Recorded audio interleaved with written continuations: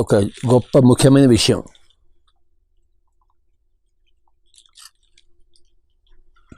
నోట్లోకి ఏది వెళ్తుందో అదే శరీరాన్ని నిర్మాణం చేస్తుంది.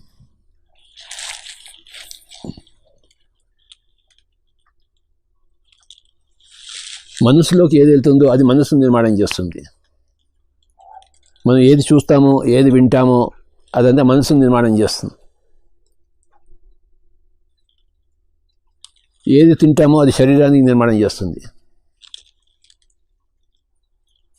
మనస్సు కూడా శరీరాన్ని నిర్మాణం చేస్తుంది. శరీరం కూడా మనసుని ప్రభావితం చేస్తుంది. ఇదంతా కలిపి ఒక పెద్ద సిస్టమ్. అది బాడీ మైండ్ అంటారు. శరీరం వేరే, మనసు వేరే కాదు. రెండు కలిపి ఒక రాడ్ ఉంటే ఒక పక్కన శరీరం, ఒక పక్కన మనసు. ఒకటే రాడ్. ఇటు పక్కన శరీరం అంటాం, అటు పక్కన మనసు అంటాం. శరీరం మనసుని ప్రభావితం చేస్తుంది, మనసు శరీరం ప్రభావితం చేస్తుంది.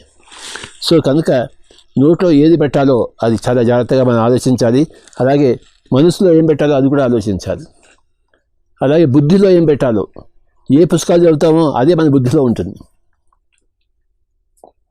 మనం ఏ దృశ్యాలు చూస్తామో, ఏది వింటామో అదే మనసులో ఉంటుంది. ఏది తింటామో అది శరీరంలో ఉంటుంది. ఇవన్నీ కలిపి ఈ బాడీ మైండ్ని తయారు చేస్తాయి.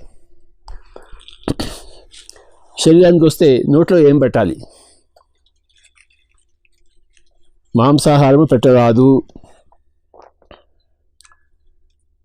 జంతువులను చంపి ఆ యొక్క శవాలను కడుపులో పెట్టుకోరాదు. 3 సామ్రాజ్యాలు ఉన్నాయి. జంతు సామ్రాజ్యము, పక్షి సామ్రాజ్యము, మత్స్య సామ్రాజ్యం. ఈ 3 మానవుడి సామ్రాజ్యానికి ఫుడ్ కాదు, భోజనం కాదు. చక్కటి ఫలాలు, ఆకులు, అలములు వండుకొని చక్కగా తినాలి. లేదా వండుకోకుండా తినచ్చు. వండుకొని తినచ్చు, వండకుండా తినచ్చు. కానీ వృక్ష జాల నుంచి వచ్చినవే తినాలి. జంతు జాల నుంచి వచ్చినట్టు కాదు. జంతువు, పక్షి, మత్స్యము నో. అలాగే ఎగ్ అంటే గుడ్డు పనికిరాదు.